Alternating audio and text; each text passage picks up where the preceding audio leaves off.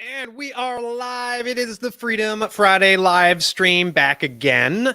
Last Friday, we were traveling in DC, filming for the Freedom Media Network, which you've probably seen the incredible interviews we have. We're launching our full news site soon.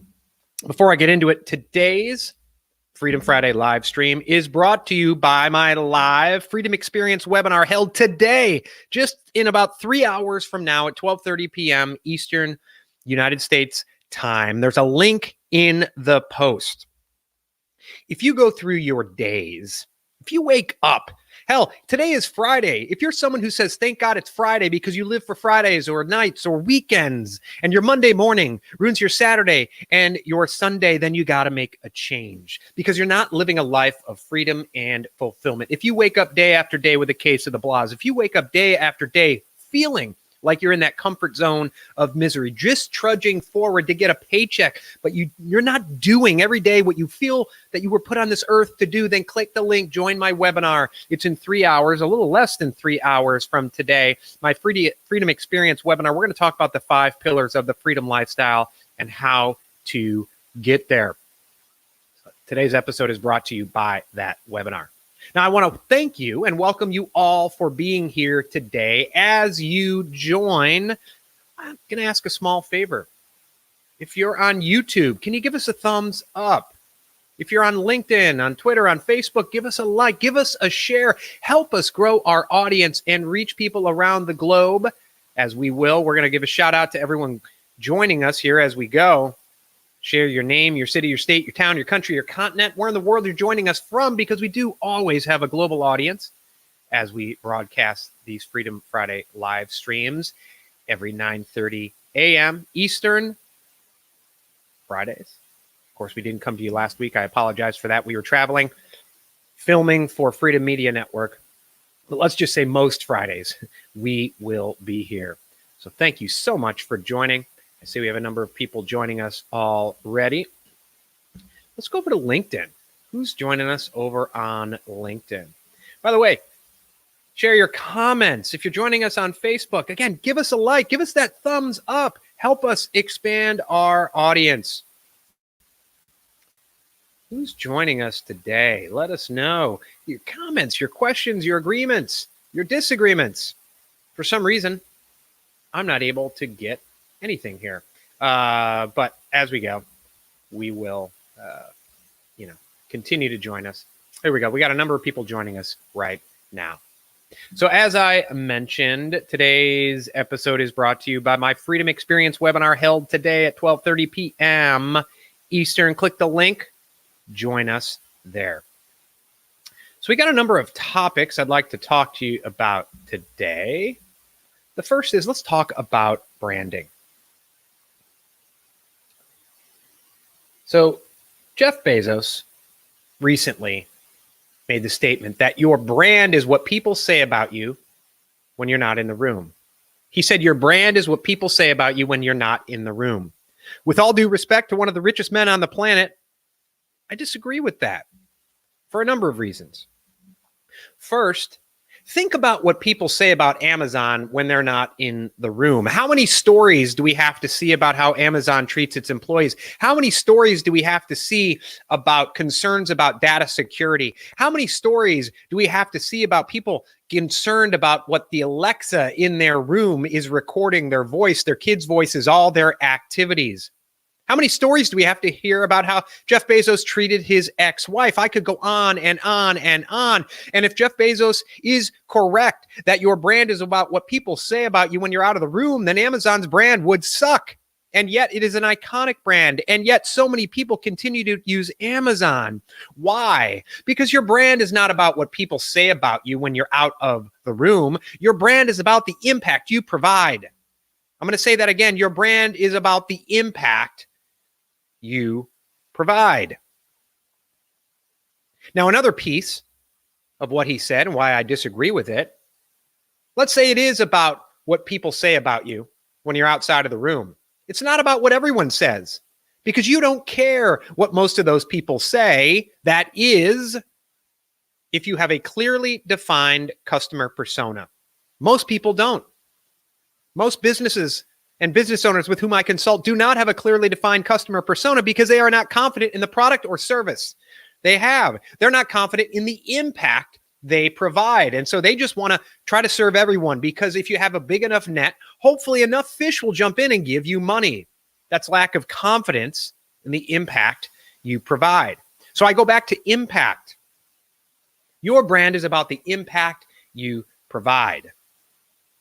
And building a sustainable brand, as I've said before, is not just about likes and views. Try to take those to the bank and deposit them. The bank won't take them. I've tried. Your brand isn't just about what people say about you. Your brand is connecting the dots between the impact you provide, the unique impact you provide, and those customers who need that unique impact. So let's say you have the most unique, state-of-the-art back scratcher, but it's really only good to serve people who have a very unique kind of back itch in the upper right quadrant of their back. Right? As you put together your impact story, you're not going to go and reach out to everyone who has a back itch, because you've built an authority brand, and because you have such a unique state-of-the-art product that only serves a certain segment of the population, you're going to raise your prices. And so you want to create an impact story that reaches specifically those people with that unique itch. That's called your impact story. And instead of just going out and trying to get a ton of attention, hell, I could strip down naked right now and get your attention. You got to build trust and authority as well. And you do that by showing up every day, telling your story, telling it fact-based, accurate manner, and you tell it to those specific people.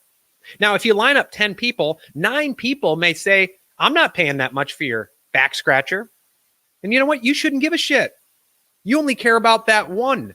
Because this is about building an authority brand. An authority brand gets attention and tells that impact story only to the audiences that matter. I've talked here on this show about attract and repel. Marketing 101. If you are so afraid of not pleasing everyone, then you become vanilla. And when you are vanilla, you speak to everyone. And when you speak to everyone, you speak to no one. So I'm concerned that a lot of people look at Jeff Bezos' statement that your brand is what people say about you when you're out of the room, and they try to speak to everyone. Oh my gosh, what are people saying about me? Now, I know one branding coach who thinks that everyone should get your brand. And with all due respect, that's a load of horse shit. That everyone should get your brand. Again, that makes you vanilla. What makes you unique? What differentiates you from your competitors? What is your vision that pairs your purpose for being with the impact you want to provide? That's unique impact. That's what's going to separate you from your competitors. You take that unique impact, you craft that impact story that tells the story of your unique impact only to your unique customers. And it's funny, when I bring up customer personas, oh my gosh, people get offended by it. It's as if I'm talking about like racial profiling or unconstitutional xenophobic profiling. Folks, this is marketing 101. If your product or service is specifically geared to purple polka dot people who wear gloves and are, 3 years into a foreign car lease, then target them. There's nothing wrong with that. It doesn't mean that you don't try to help other people that come your way. It means that you have a specific customer persona. This is marketing 101, folks.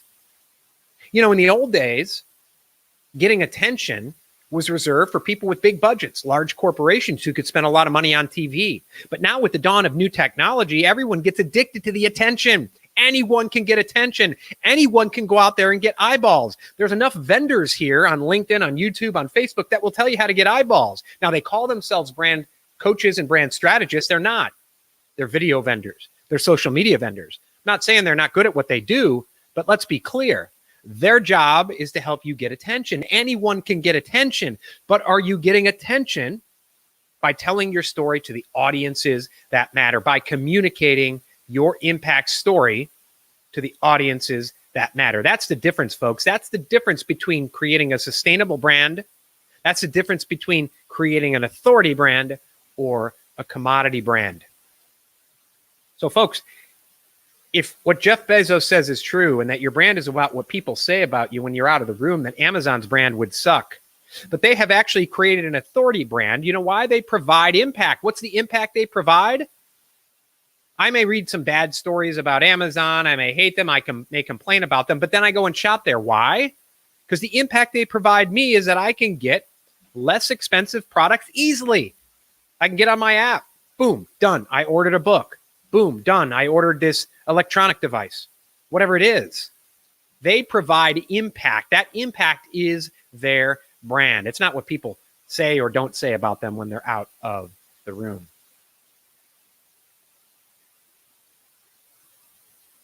So your brand, it goes back to the impact you provide and whether or not you can tell that impact story to the audiences that matter.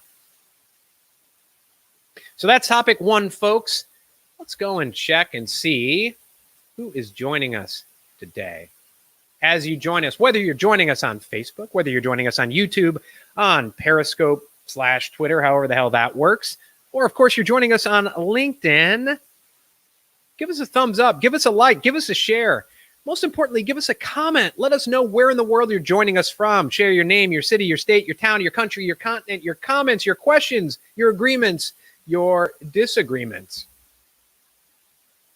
We got a number of people joining us here across the social media spectrum. So speaking of social media, let's talk about fake news. Let's talk about fake news. Because since 2016, we have been told, my goodness, that fake news is one of the biggest threats to the future of America. Now, people will say the future of democracy, but let's get it straight. America, the United States of America, is a republic, not a democracy. And so now as election 2020 is heating up, oh my gosh, fake news is back. It's the biggest threat ever. One study finds that half of Americans think fake news is a bigger threat than terrorism. Think of that. Now, I would submit that people have fears of fake news because there's a lot of fake news about fake news. And the purpose of what I'm about to say isn't that fake news isn't real or that fake news is good, far from it. But I want you to think about critical thinking versus the information we get.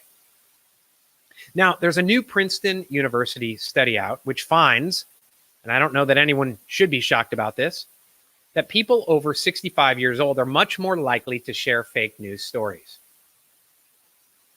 Now, this study found that 3%, folks, is this a crisis to the future of our country?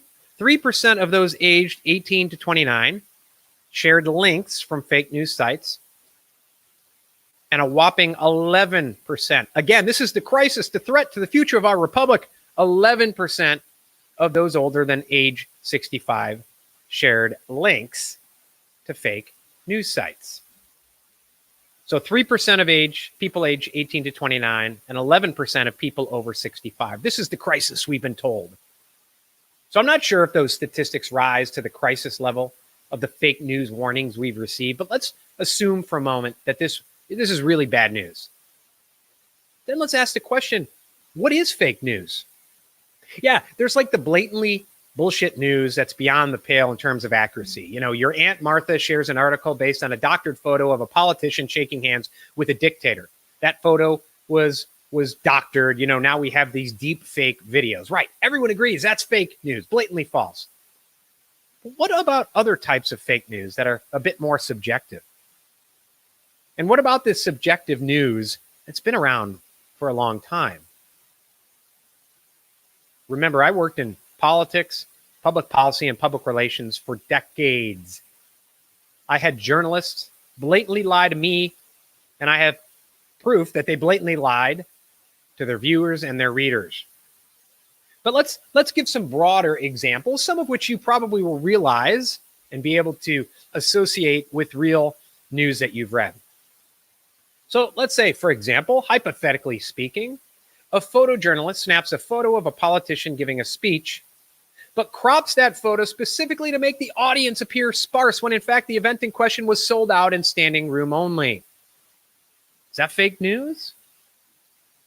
I'd say so. Subjectively so. Maybe if you don't like that politician, you don't consider it fake news. but is it really accurate? Is it really telling an accurate story? Or how about a news anchor running a potentially career-ending story using doctored or forged documents, accusing a politician of avoiding military service? Has that ever happened before? And is that fake news or not?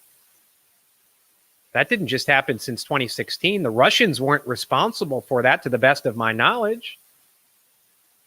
How about a newspaper running a story about a new study? Now, that study is funded by one industry that attacks a product produced by a competitor industry, or vice versa. This happens all the time. I worked in and around Washington, D.C. long enough to know that every side of every issue has a trade association or a special interest who has a study proving their side. And depending on what tribe you're in, you associate that study as being true based on your bias. It's called confirmation bias.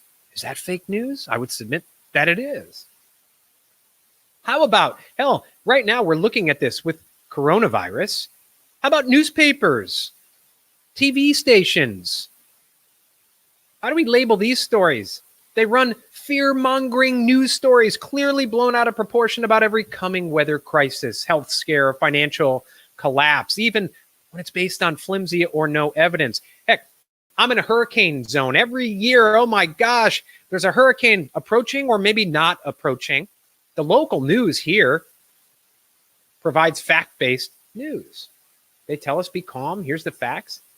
But then you turn on some of the national news and oh my gosh, they have the scary, music. Hurricane whatever is bearing down. And here in Charleston, I get calls from people across the country scared for my life. But when you watch the local news, everyone's very calm. And then some of the national weather people get caught. The guy in the poncho and he's leaning forward, making it look like he can barely stand with the wind. And then all of a sudden you see two dudes calmly walking behind him. That journalist is clearly faking it, is clearly full of shit. Is that fake news? Are the Russians or the Chinese or someone responsible for that? It's been happening for years. Why is it only a threat to our republic and our way of life now? Or what if a major city newspaper owns enough property in that city that it becomes fearful of angering those in power? For fear the tax appeals Grim Reaper may come calling. I may or may not be talking about the city of Chicago and its political history going back to the 1920s.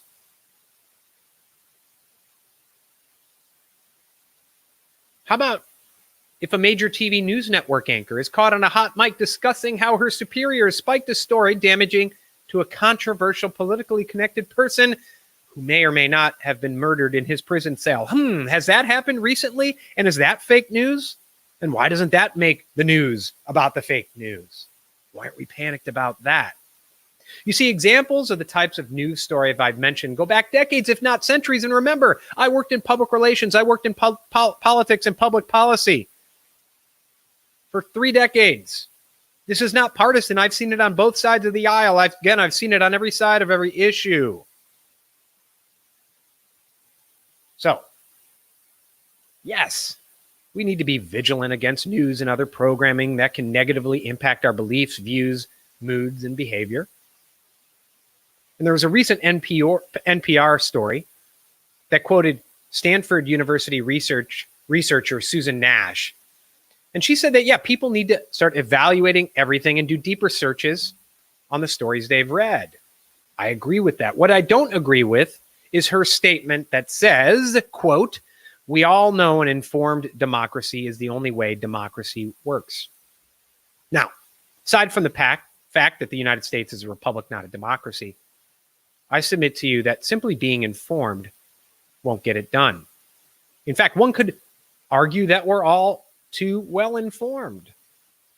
There's people who sit there for hours watching MSNBC or Fox News, getting programmed by whatever that entertainment, and it is entertainment, news anchor will say.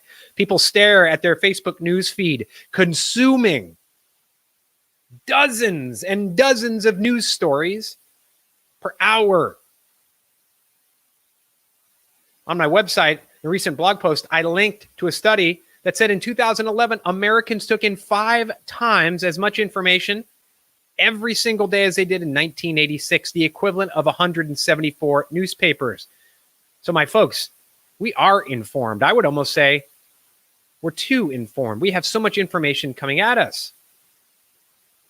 So it's not about an informed electorate ensuring the future of democracy. I would submit to you, it's not about the information. It's about applying what's between our ears. It's about applying critical thinking to the information we receive. If you want to talk about fake news, let's go to the founding of the Republic, the founding of the United States.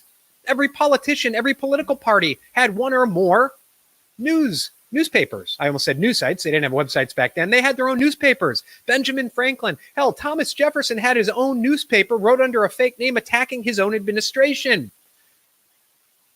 Fake newspapers were in abundant supply, and yet our nation lived on, and yet we founded what I believe is the most exceptional nation in human history. I think there are threats to it right now, and I think it doesn't go back to the information we're receiving. I think it goes back to applying critical thinking in our lives.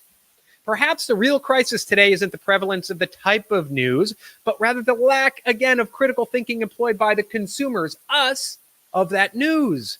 I'm not saying fake news isn't a thing, and I'm not saying fake news is good. Far from it.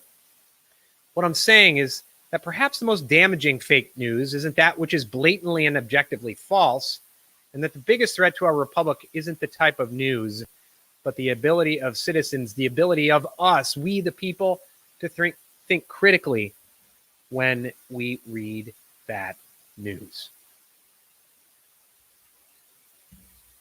You may agree with me, you may disagree. Please leave it in the comments. Again, this is the Freedom Friday live stream. I'm Curt Mercadante. We are here most Fridays. Sorry again, we were not here last week because I was traveling, building up the Freedom Media Network. And by the way, the Freedom Media Network, we're going to be launching here soon.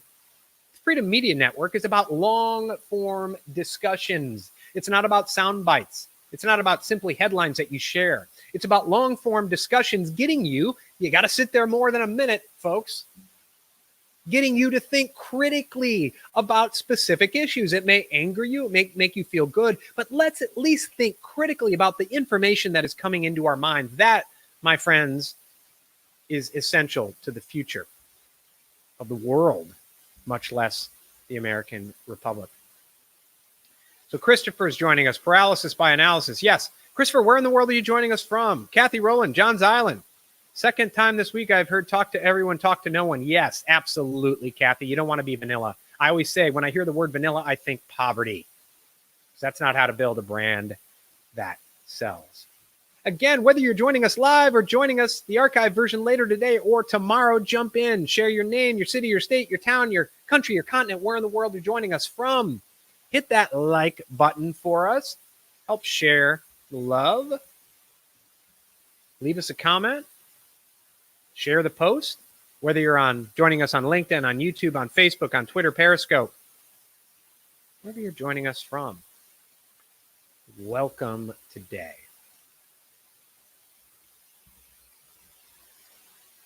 Hey, Mark Fisher joining us. How you doing, Mark? Welcome to the Freedom Friday live stream. So I'd like to talk to you about the freedom lifestyle, because a lot of folks message me and they say, freedom lifestyle, that must mean it's a life of ease. Far from it. And there's other people who will claim, well, Curt's just against hard work. Far from it. And I don't have to prove anything to anyone. I've worked damn hard over the past 3 decades to build what I've had.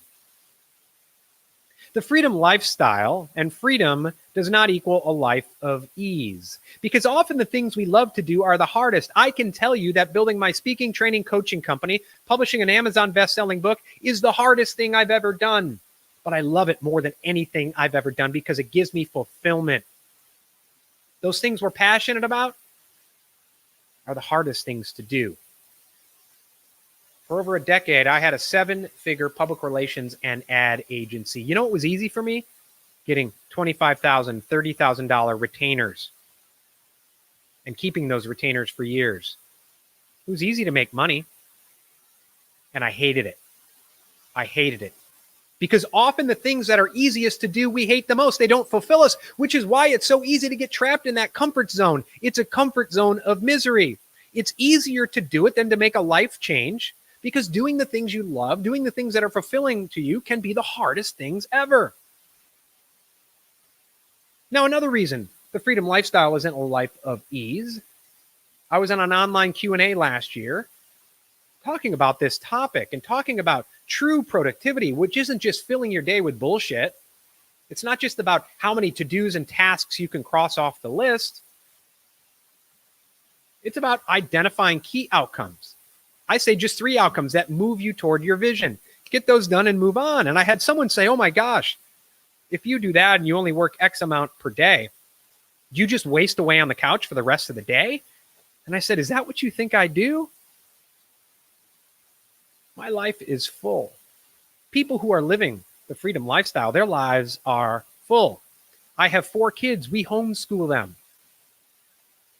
Later today, I'm going to spend a lot of time walking, working out, going to the park. If it was a little warmer, I'd go to the beach. The freedom lifestyle is about having days that are full, but aren't busy. Let me repeat that. Days that are full, but that aren't busy. There is a difference. Because when your days are full of things that fulfill you, when your days are intentional, yes, they can be full, but you don't feel busy. At the end of the day, you don't feel like you grinded it out all day, but didn't accomplish anything. You feel like the days were full. You might be a little tired and a little worn out, but in a good way, like after a good workout. Your days are full of the things that fulfill you. But so often, we only identify our days by what we do for work. And so the person asking that question, if I just waste away on the couch, clearly hasn't identified the things outside of the work that fulfill him. There's 3 facets of your life. Work is only one. The other 2 facets are your self-care, which is incredibly important, and your relationships, which is most important. There's nothing more important in your life than relationships, because the work ain't worth it. The self-care ain't worth it if your relationships aren't excellent. And if your relationships aren't excellent, I'm telling you right now, your self-care isn't going to be excellent.